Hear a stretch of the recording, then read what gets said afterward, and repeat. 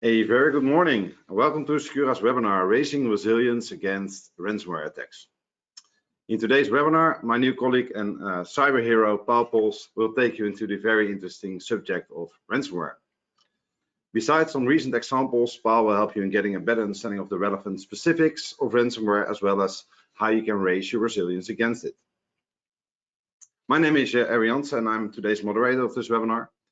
Within Secura, I'm responsible for the public sector, from central government to municipalities, as well as hospitals and universities. Before joining Secura, I had multiple leadership roles in the world of payment and transaction technology. Paul recently joined Secura, and Paul, can you tell us a bit more about yourself? Sure, thanks, Erwin. So my name is Paul Pols. I'm a principal security specialist at Secura. Before I started here, I worked as an ethical hacker for quite a while. The last few years, I worked in the intelligence domain, and at Secura, I am responsible for everything that has to do with ransomware resilience. So that's making sure that organizations know how to deal with an attack and that they raise their resilience against these types of attacks. So that's why I was asked to do the webinar today. First, a little bit about Secura, maybe back to you, Erwin. Yes. Thank you, all. As you see, Secura's mission statement is providing insight into your digital security, and also with regards to the topic of ransomware. Or in other words, by checking and hacking, we show you what's lacking. We know that security can only be improved in an integrated approach. So we need to target people, process, and technology. And happily, a lot of people do understand that. But how do you do that in practice? We strongly focus on the development and usage of international standards. Because these will help you to make security more mature, but also better measurable. And as you can see in the next slide, Secura serves various sectors like the public sector, finance, technology, industrial, and also product manufacturers. As you will see in today's webinar, ransomware is a topic in all these sectors, and that's also what Paul will explain. Before we start, one last remark. Feel free to ask any questions in the question box. I will watch them and take them into account for the Q&A at the end of the session. So see you after the session, and now over to you, Paul. Thank you. So you see on your screen the agenda for today. First, I'll be talking about recent attacks. Then I'll go into the threat landscape a little bit, explain what kind of actors are involved in these kinds of attacks. Then we'll also talk about attacks a little bit. Subsequently, I will give some tips, things that you can do to raise the resilience of your organization. And then, as Erwin mentioned, there will be time for questions and some answers. But first, let's dive into these attacks a little bit. So when I say recent attacks, this is what one of the dashboards that I follow looks like. So here you see an overview of the attacks that happened just in the last couple of days. So just by talking about the attacks that happened in the last weekend, I could probably fill this webinar. But instead, I'm going to pick some attacks that occurred in the last year or so that I think are interesting to tell you a little bit about the ransomware threat. As you can see here, there are lots of attacks happening every day. You see examples here from Black Cat and Conti and Lockbit that are hacking all sorts of parties, so universities and all sorts of firms. So this is really a big risk for most organizations. In terms of the attacks that I want to talk about today, I took some examples from the last year or so, starting with Kia in the automotive sector. We'll be talking about Colonial Pipeline in the energy and OT sector, about the health service executive in the public healthcare sector, about Exagrid, which is a technology company, and finally about Curo Fund Services in the finance sector. So let's start with Kia. This was actually an interesting case because customers noticed that all sorts of things were going wrong with their Kia customer-facing systems.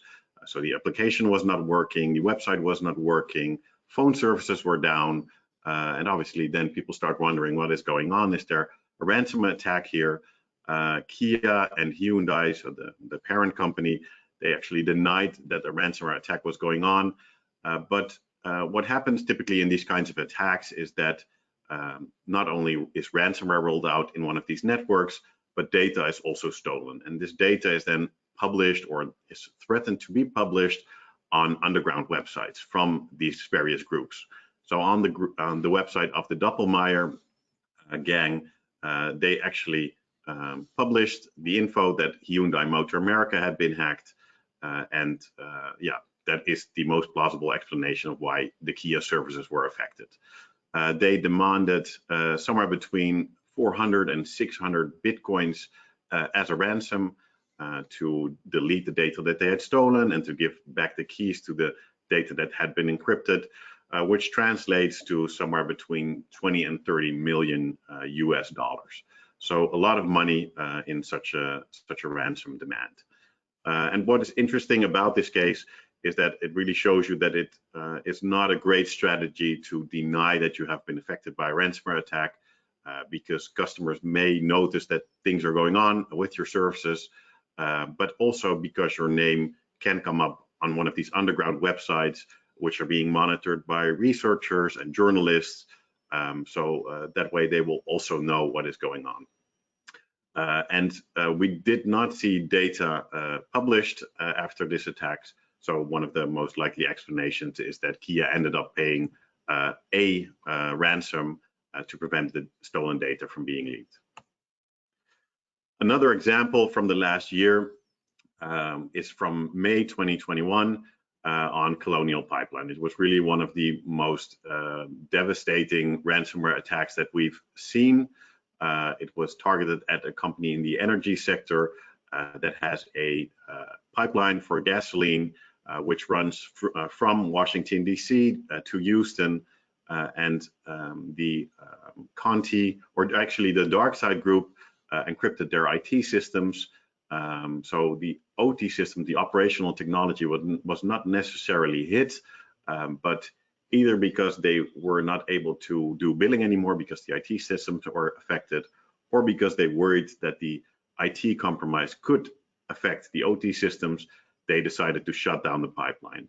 And this really showed what kind of effect this can have on society, because all along the pipeline, gas stations were not able to be resupplied. So that meant they were running out of gasoline and people couldn't get gas at the pump anymore. And especially in a country such as the United States, where people really depend on their cars, yeah, this was starting to have a societal impact. What is also interesting about this case is that there were a couple of these big ransomware attacks on US companies in May 2021. So another one was JBS, a meat processing firm, and they started to have a societal impact large enough that the Biden administration decided that they would start using their security and intelligence services to start pushing back against some of these groups, such as DarkSide. And in the months after that, some of the other countries in the Five Eyes Security Alliance decided to do the same. So those are English-speaking countries, the UK, Canada, Australia, and New Zealand. Most of them also decided to involve their intelligence and security services to push back against some of these groups. And while that may be a good thing, it also means that for other countries where the intelligence and security services are not involved, they may be at a higher risk, right?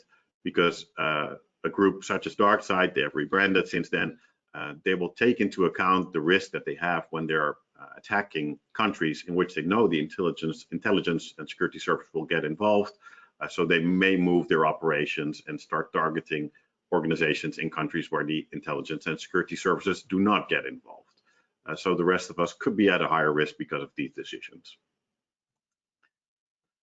Another example that I wanted to highlight today is the attack by Conti on the health security executive and the Department of Health in Ireland.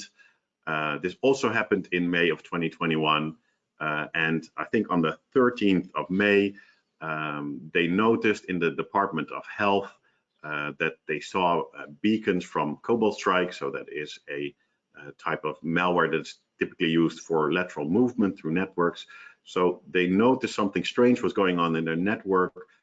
They hired a incident response company that installed extra security measures on those endpoint systems, and within a day or so, those extra measures actually prevented the rollout of ransomware throughout the Department of Health and Health Security Executive. So they were really quick with the response, and if they had not done so, the entire healthcare system in Ireland could have been affected, because hospitals are part of the Health Security Executive, the vaccination program is part of the Health Security Executive. So this really shows how some of these attacks can have a societal impact, and also that by taking alerts seriously and by moving quickly, you can also mitigate the impact that these attacks can have. Also interesting about this case, they didn't decide to pay. So obviously for the public sector, it's also more difficult to decide to pay in these kinds of attacks. So some of the health security executive systems needed to be rebuilt from scratch. The example today that I wanted to give for the technology sector is Exagrid. It's a company that is focused on the industry's best ransomware recovery. So they actually won loads of awards for it last year, but they were also the target of a ransomware attack by Conti. Exagrid also denied that they had been affected by a ransomware attack, or at least they said they were not going to say anything about their network security for the good or for the bad, and that they were doing business as usual. But reporters were able to access the chat logs between the Conti attackers and Exagrid, and through that they knew what was going on. And they also saw that Exagrid offered to pay the ransom, and that they settled on a $2.6 million ransom to gain back access to some of the systems that had been encrypted within their network, such as databases, but also to prevent the Conti group from leaking all sorts of customer data and employee data that had been stolen in the attack, about 800 gigabytes worth of data. And what also really makes it undeniable that the attack happened was that the attackers provided Exagrid with some proofs to show them what kind of data they had access to. So they uploaded some files to SendSpace, which was actually stolen data from Exagrid.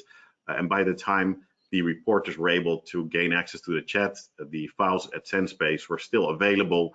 So that gave the reporters access to some of the data that had actually been stolen by the Conti attackers. So just another example of how it's a really bad strategy to deny that you've been affected by one of these attacks, but also to show that third parties which you rely on for your business can also turn out to be a risk to your business.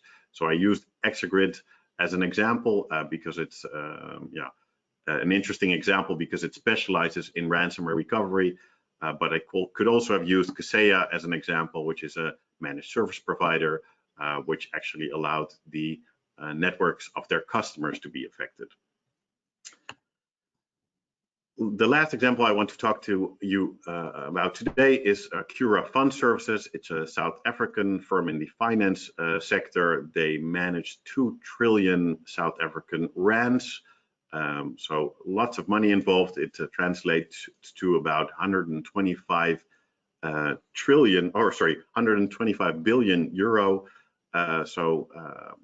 What was interesting to me about this attack is to see that even if the attackers gain access to the IT infrastructure of a company that manages such a large amount of funds, 125 billion euros, that they still decide to fall back on their ransomware modus operandi instead of actually stealing the money that this firm manages.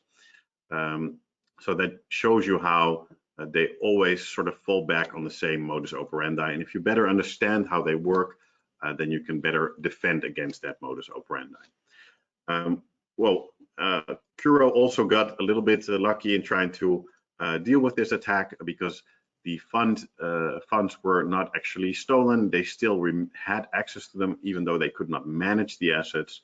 And fixed interest markets were benign during this period and generally beneficial to their financial positions, and where clients incurred actual losses, Curo corrected those positions. But if the market had gone sideways in the meantime, not being able to manage a fund of this size can really put a company in big trouble. So having discussed some of these examples, I would like to move on to the ransomware actors and explain to you what you are dealing with typically in one of these attacks. So there are different actors involved. So first of all, there are companies which are the targets of these groups. And then typically you will have ransomware operators who are also the developers of the ransomware, such as Conti or Black Hat or Lockbit. They develop the malware, and they typically also do the help desk functionality. So if you're chatting with someone, it's probably the ransomware operators or developers.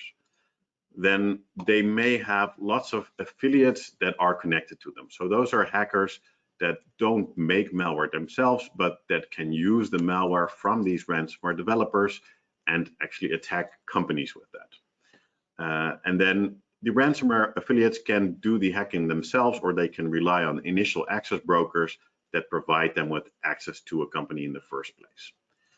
So how does this whole thing work? Well, typically the initial access brokers, they will try to target organizations through a variety of measures. So for instance, they will have an exploit for something that is exposed to the internet. So for instance, the Pulse VPN software, then they will use that exploit to target all the vulnerable machines that they can find on the internet. So they're scanning indiscriminately, and they're really targeting everyone that is vulnerable for a specific exploit. That could be a way to first get an infected system in networks throughout the world.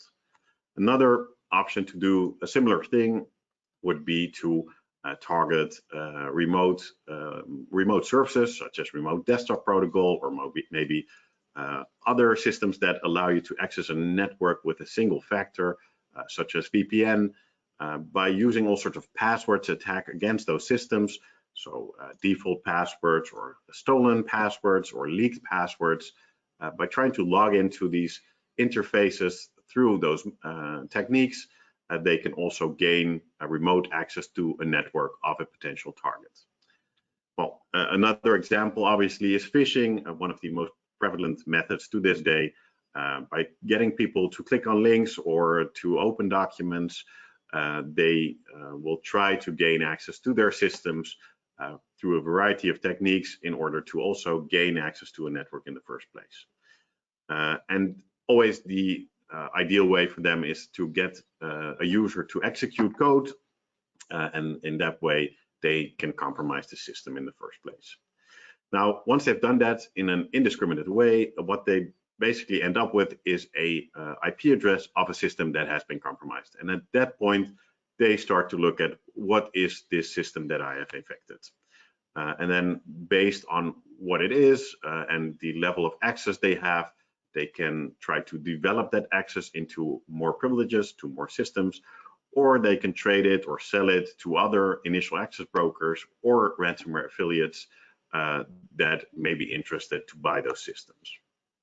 And I have an example here that I collected in my research in the last couple of weeks, where an actor is selling access to a system in the Netherlands, 3 systems in the Netherlands, 3 IP addresses at a waste processing company, access through remote desktop protocol.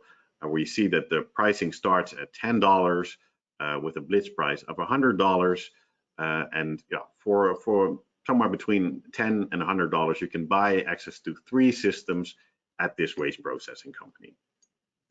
And depending on what kind of company it is and what level of access an actor has, these prices will start to go up. So here's an example where someone is selling access to 10 networks, a variety of Citrix, VPN, and remote desktop protocol type of access to companies in different sectors, starting at $3,000 with a blitz price of $5,000.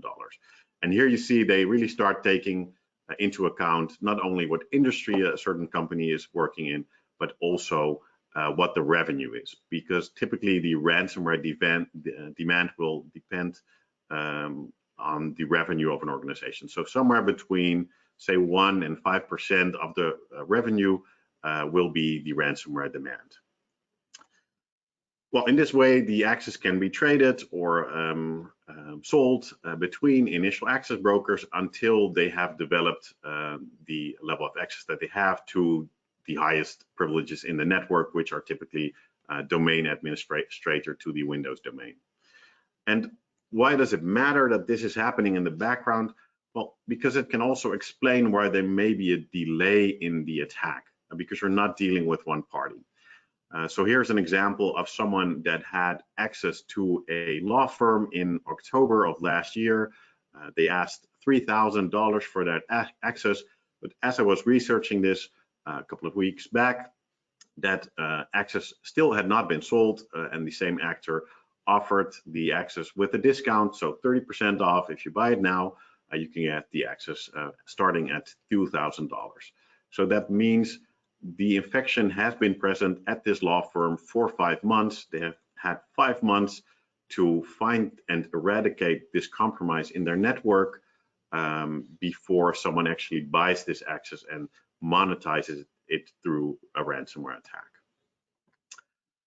Well, not all companies are so lucky because here you see an example where the access that is being offered is actually also being sold. So here, various types of access to various types of organizations is offered, and the access to a German manufacturing company is sold, and also the domain admin access to a Dutch shipbroking company is sold for presumably $3,000.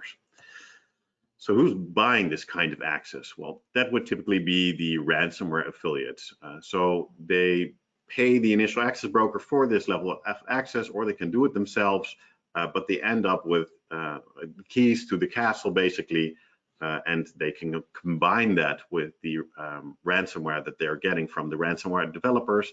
And by combining the access and the ransomware, they can then start to encrypt systems at the target companies. So typically that will be targeted at file shares or all the Windows systems that are part of the Active Directory or Windows domain structure. Now, depending on the circumstances of the company, they may have the option to restore their systems from backups. But if they don't, if the backups have been destroyed, or if they don't have backups in the first place, they may have no option but to negotiate the ransom. And then if they pay, they will pay the ransomware operators or developers. And those ransomware operators or developers will then pay a portion, typically about 70%, to the ransomware affiliates. The actual percentage may depend on the amount of business that the ransomware affiliates are bringing in.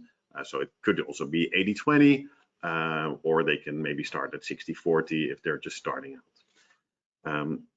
So this also allows those ransomware groups to really scale, because they're not necessarily doing the hacking themselves. They're using initial access brokers and ransomware affiliates to scale their business. And that also explains why groups such as Conti and Lockbit and Black Hat can be so prevalent in this space with those attacks. Now, if you pay, you will generally get the keys to decrypt the data that has been encrypted, and they will promise to destroy the data that they have stolen. Well, they try to be trustworthy with this, because if they don't give you back the keys, then why would the next victim pay? But even given that dynamic, sometimes the decryptors don't work, and you won't be able to get your the access to your data back. So even though most of the time it will work if you pay, it's definitely not a guarantee. And if you take the whole picture into account, what these attacks actually look like in the background, you see there are lots of parties involved, which also explains why there may be some delays in such an attack. But it also shows how these attacks start in a totally untargeted way, but going through the steps, going through the motions, they start to become more targeted. And by the end of the attack, they have a very good sense of who they are targeting, what sector they are in, what the revenue is, etc. Now I've talked to you about the actors that are behind the attacks. Now what about the attacks themselves? We've mentioned this a little bit already. On a high level of abstractions, these actors will typically try to gain access to your network through a variety of measures, such as phishing, such as attacking public-facing applications, exploiting vulnerabilities in those public-facing applications, using techniques that are based on password usage against external remote systems to gain access to your network in the first place.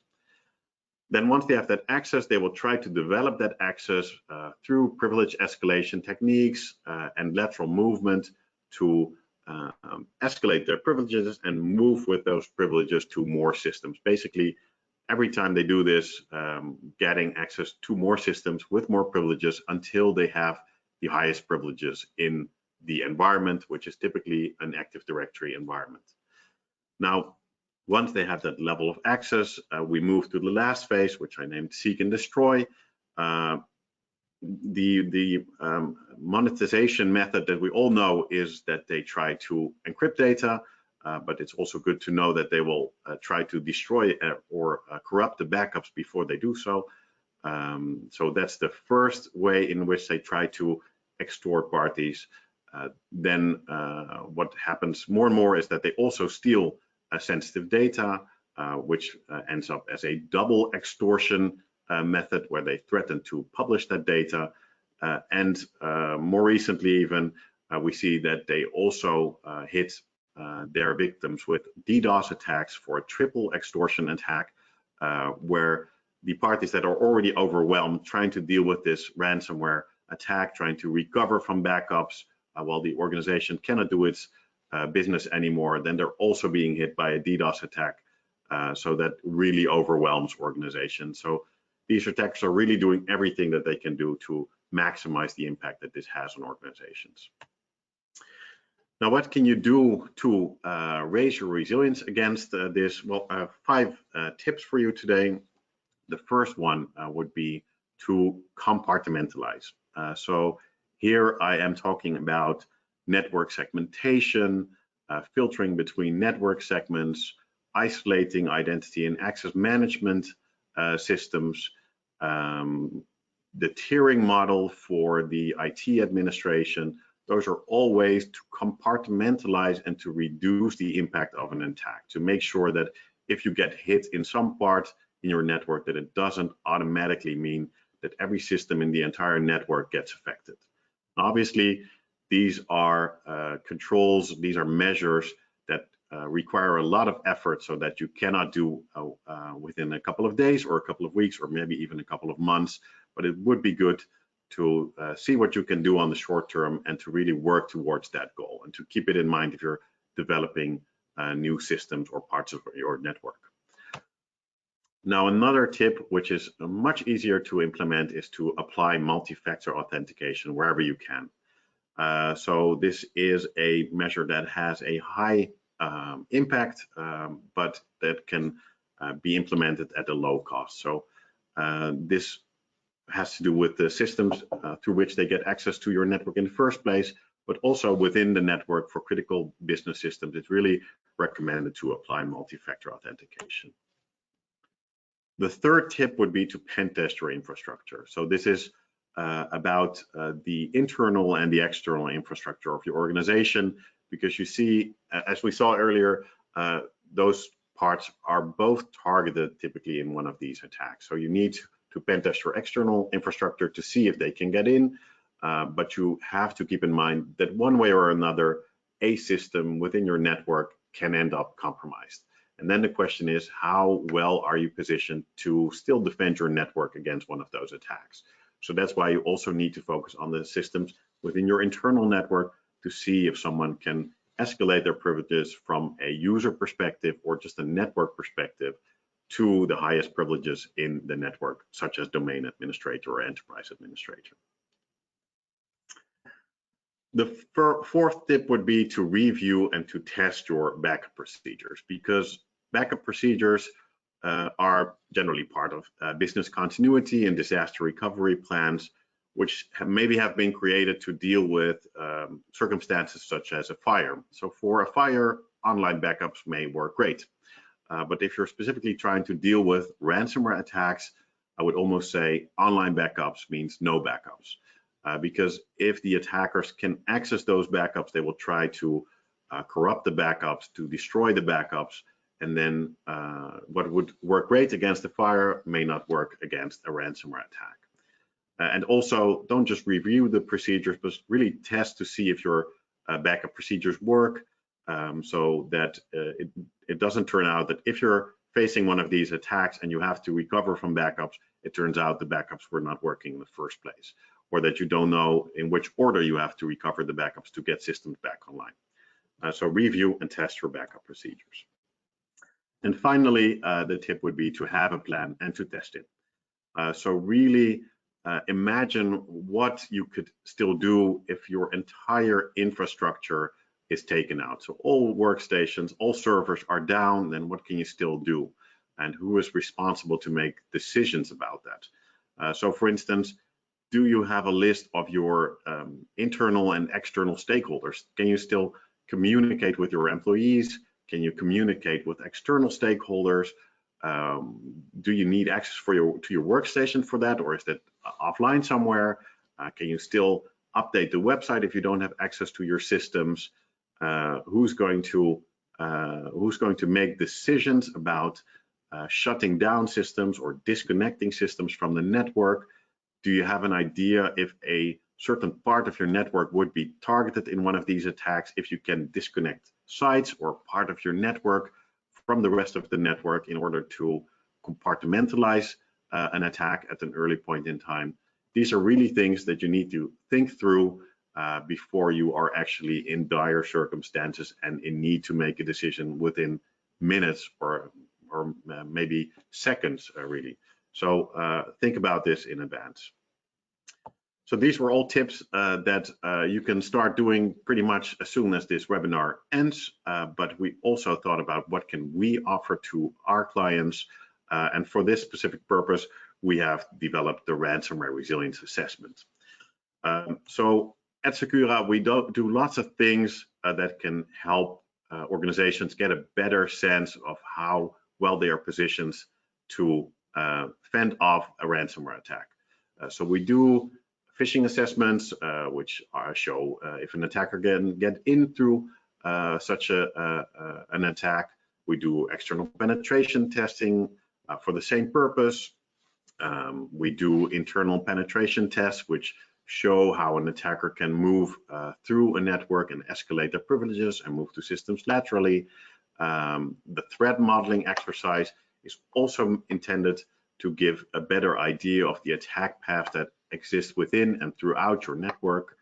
And we do security maturity reviews, which show you on a broader level how well you're positioned to deal with a ransomware attack, how mature your security organization is.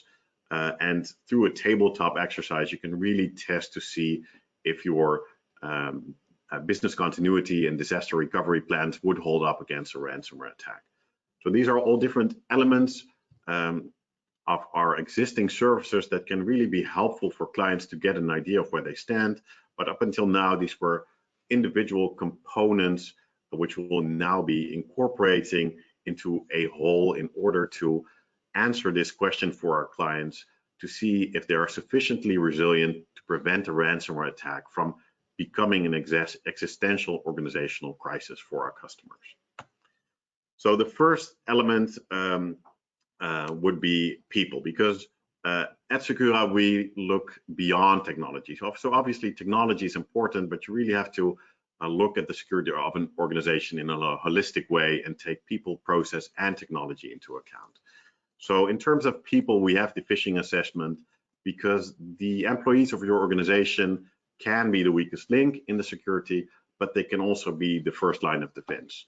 So through the phishing assessment, we really measure what the security awareness of your employees is, so you can get a sense for where you stand, but also to improve the awareness of your employees and to change their behavior. The next element would be process. So through security maturity review and a form of threat modeling, we can get an idea of how well your organization is positioned to deal with a ransomware attack in a broad sense. And then finally, we will do scenario-based penetration testing of the internal and external infrastructure, really depending on what your full IT infrastructure looks like, to use techniques that these attackers would also be using to get an idea of where you stand, how resilient your organization would be against a ransomware attack, because they're really using similar techniques that we see in our penetration testing methodology. Now, together, these elements, they give you a measurement of your organization's resilience against ransomware and allow us to provide you with a roadmap to improve that ransomware resilience. So if you're interested in our new service, you can go to our website, secura.com/RRA, our ransomware resilience assessment. We've just launched this page today, so you can go there to see more details about this new service and download the white paper that we have made available there. Also, if you like this webinar, feel free to sign up for our other webinars at secura.com/webinars. We have one coming up about the human factor, which is called Psychology in Cybersecurity, because I think a really strong point of Secura is that we look beyond security awareness, but also take into account how we can actually change the behavior of people. So if you're more interested in that, join our next webinar. Having said all this, thank you for your attention, and now would be the time to answer some of your questions. Well, thanks, Paul. I think you provided a lot of insight into this topic. And of course, there are multiple questions with regards to how to act when you are attacked and when the ransomware is in.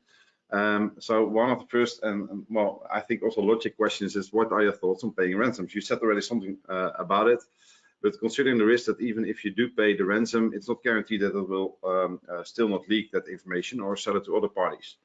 So good about the business case, huh? Yeah.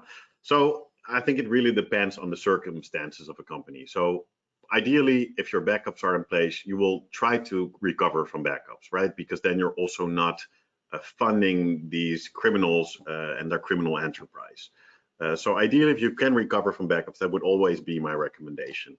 But I also understand, especially if the backups have been destroyed or if it turns out they're not working in the first place, then companies don't really have an option other than to pay the ransom, because pretty much their only other option would be to go bankrupt. And that means firing their employees and meaning that their employees don't have a job anymore. So if you find your company in such a position, then I understand why paying a ransom is pretty much your only option. And then, yeah, obviously it may not even work. If you're paying the ransom, it could also mean that the decryption tool does not work. But yeah, the only option you have at that point is to at least give it a shot. Okay, thanks. You were talking about backups and having backups in place. One of the questions by the audience is, does it often happen that backups get encrypted as well? And if so, how? And if so, how can it be prevented? Yeah, so it really depends on the setup of the organization.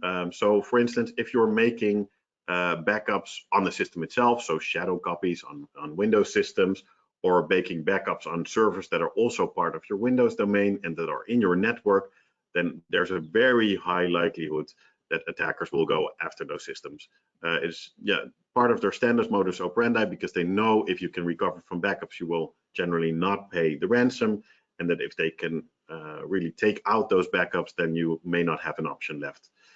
So if it is online, if attackers can access those backups, if they can corrupt or destroy them in some way, then there's a very high likelihood that they will try to do so. Okay, thanks. Talking about ransomware attacks, well, you showed at the beginning a lot of ransomware attacks happening, but also one of the people in the audience asked, I see less examples of ransomware attacks. Is in the news lately? Is it ignored, or is the number of ransomware attacks decreasing? What's your opinion?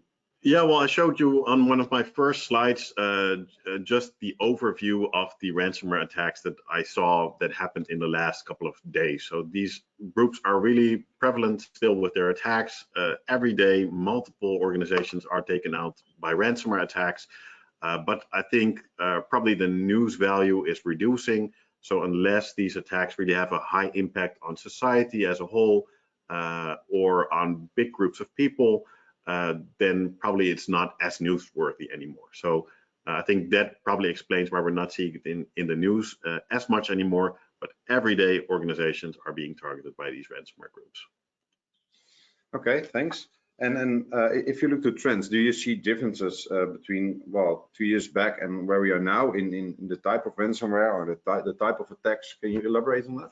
Yeah, one of the examples was actually in the presentation. So a couple of years ago, when they started targeting enterprises, it started with the single extortion. So that means basically encrypting the data and the servers and the workstations of an organization. Then the next step, what happened was they started targeting those backups. Then the double extortion started, where they started stealing data and threatening to leak the data.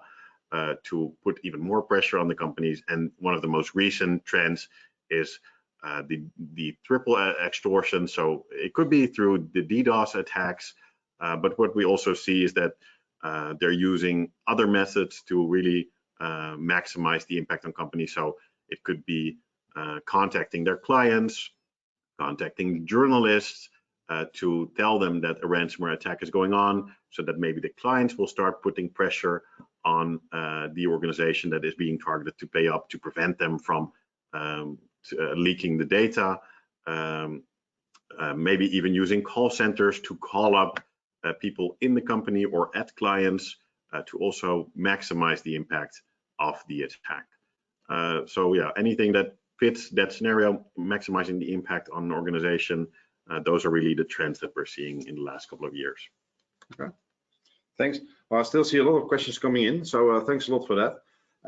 Well, one question is, of course, you already mentioned when they have access to your Windows Active Directory. So talking about those domains and well, also a lot of companies that's using mainly cloud infrastructure like Azure or Office 365. Is this only applicable to the Windows Active domain, or do you see any differences? How applicable is it to cloud? It's also applicable to cloud, but the main target, the main trick they're trying to do everywhere is to target Active Directory. So if you rely for identity and access management on Active Directory to a large extent, then you're also at a higher risk. And you see that also cloud systems can be impacted, but that typically happens through the Active Directory. So once they have control of that and they've done their trick that they're doing everywhere, that may also allow them to gain high privileges within the Azure environment, for instance. But that typically starts with a compromise within the on-premises Windows systems. Okay, thanks a lot. Yeah, one of the other questions, we showed quite some information about indeed, well, people that sell access.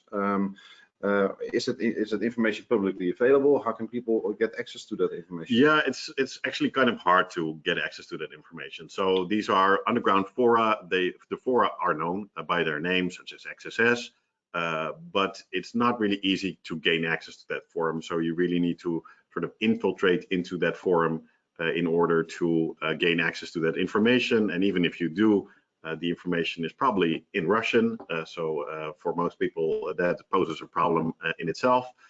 So there are companies that specialize in this. So for today, for example, I use the access that I have acquired to a company known as Scala. They have a dark beast search engine which allows you to search through these underground forum, because they pull in all the data, they index that, and then you can search through it. So yeah, in order to give you some recent examples of things that happened in these underground fora for the last couple of weeks. Yeah, I used one of these services in order to gain access to that data. Okay, then a very last question. If I'm attacked, what do I need to do? Shut down the system, disconnect? Tell me. That's a great question, and it depends really. So if you're trying to just reduce the impact that it has on your organization, then shutting down could be a good option. But you have to keep in mind that if you're shutting down systems, it also makes it harder to recover the traces, because some things may be happening in the memory of the system, and if you shut it down, that is gone. So if you are, it depends on what you're trying to accomplish. If you're just trying to reduce the impact that this has on your organization, shutting down could be a good option. If you want to get the police involved and maybe try to involve the justice system, then maybe you want to recover some of the traces. Also for a forensics company that is helping you to try to figure out which systems were affected, it can be helpful if you disconnected the systems so they can do a better job.